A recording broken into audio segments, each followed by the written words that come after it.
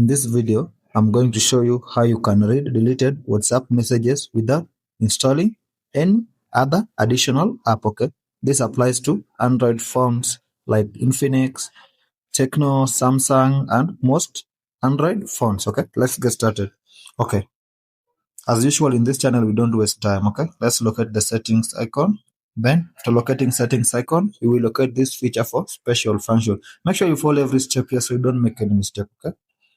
After clicking special function, now locate smart panel, okay? Then scroll down, then locate more features.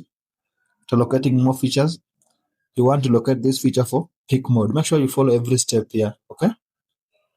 Okay. Now, as you can see, I can see all my WhatsApp messages, whether they have been deleted or not. Now, this is how you can see deleted messages on WhatsApp without installing other third-party application. Thank you guys for watching. Let's meet in the next video.